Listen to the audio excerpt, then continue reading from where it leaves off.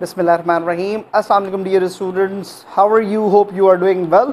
और माशाल्लाह रमज़ान चल रहे हैं, सब इबादतों में लगे हैं, अल्लाह से दुआ कर रहे हैं और हम आपके लिए एक्स्ट्रा मेहनत कर रहे हैं, कुछ टाइम निकाल के इसमें कर रहे हैं। आप देख रहे हैं मेरा YouTube channel doctor Mohammad Atif Fatah. तो हम उसी साइटोलॉजी के एक कंटिन्यूएशन में according to the PMC syllabus हम लास्ट आज एक टॉपिक करेंगे जिसका नाम है वैक्यूल। आइए उसे डिस्कस करते हैं।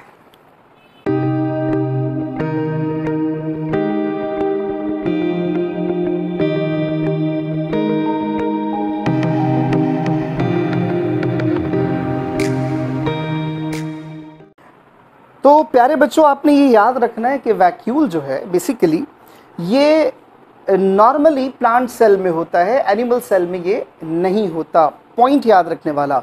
बच्चे कहेंगे सर एनिमल सेल में फूड वैक्यूल होता है। ऑब्वियसली होता है, टेम्पररी बनता है। सर कॉन्ट्रैक्टाइल वैक्यूल होता है, टेम्पररी बनता है। The permanent vacuole present only in plant cell. तो ये आपने याद रखना है कि vacuole is only present in plant cell। और सबसे इंटरेस्टिंग बात, इतना लार्ज वैक्यूल हो जाता है ये। अगर हम यहाँ पे सेल को बनाएं, अगर हम इधर सेल को बनाएं और सेल के बाहर आपको पता होगा कि सेल वॉल होती है प्लांट सेल के बाहर, उसके बाद सेल मेम्ब्रेन होती है, ठीक। तो ये वैक्यूल इतना लार्ज हो जाता है, दिस इज वैक्यूल, ये इतना लार्ज हो जाता है कि ये न्यूक्लियस को भी पेरिफ्री में पुश कर देता है।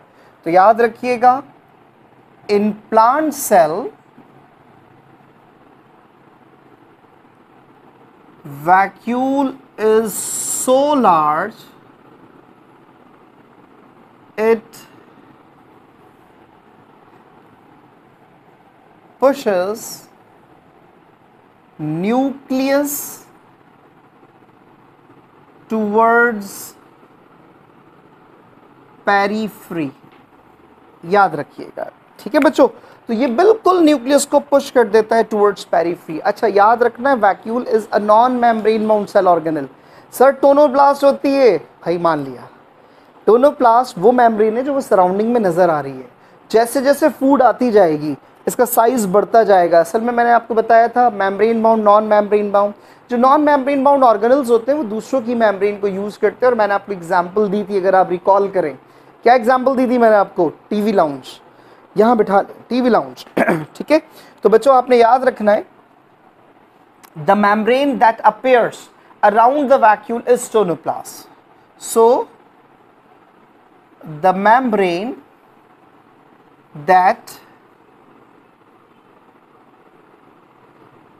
that surrounds vacuole is tonoplast. अच्छा, वैक्यूल को नेचर ने प्लांट सेल में इतना लार्ज क्यों बनाया? उसका रीज़न क्या है? ये बेसिकली सारी की सारी सेल फूड को अपने पास स्टोर करता है। तो the cell food is termed as cell sap. यहाँ पर हम इसको ऐड करेंगे कि vacuole stores plant food called as cell sap। ठीक है बच्चों, तो ये आपने याद रखना है। अच्छा, मैंने आपसे भी कहा कि एनिमल सेल के अंदर टेम्पररी बनता है। मैं आपको एक कॉमन जो इरेगुलर शेप्ड एक स्ट्रक्चर अमेबा यहाँ पे बनाता हूँ। अब आप इसको इस तरह से देखें, फर्ज करें, अमेबा इज अ यूनिसेलुलर प्रोटोक्टस, ठीक है, इट्स अ एनिमल लाइक प्रोटोक्टस। इसमें एक फूड किसी तरह से by the process of endocytosis इधर फूड आ गई। अब ये फूड बॉडी में डिस्पर्स ना हो, इसके ऊपर एक मेम्ब्रेन बना दी जाती है, इसको कहते हैं फूड वैक्यूल। तो ये टेम्पररी बनता है।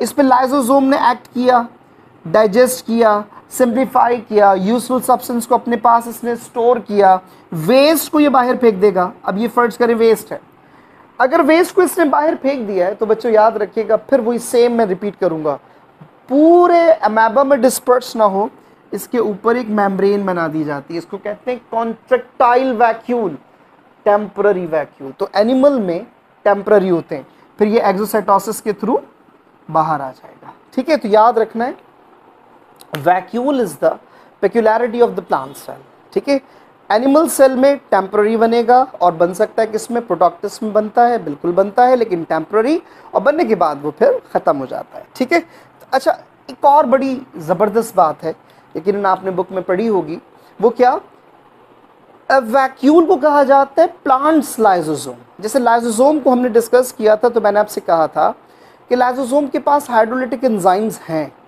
जब प्लांट सेल की डेथ होने लगती है या वैक्यूल अगर डैमेज हो जाता है किसी वजह से, तो क्या होगा बेटा, याद रखिएगा, vacuole contain hydrolytic enzyme, so it contain hydrolytic enzymes which on excess production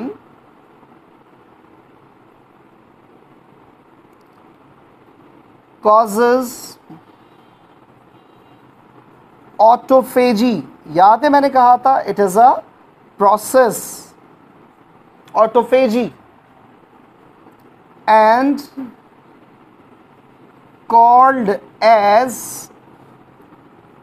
suicidal sac। क्या कह सकते हैं उसे हम, suicidal sac, like a lysosome, अपने ही सेल को डैमेज कर सकता है।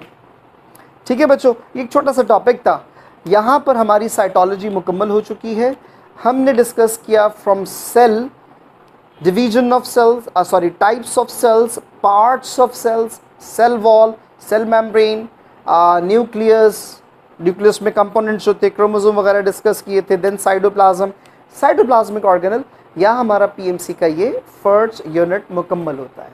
ठीक है बच्चों, इससे रिलेटेड कोई क्वेश्चन हो, कोई कन्फ्यूजन हो, प्लीज़ ज़रूर पूछें, मुझे खुशी होगी। लाइक करें, कमेंट करें, मेरे इस चैनल को सब्सक्राइब करें। थैंक यू सो मच, अल्लाह हाफ़िज़।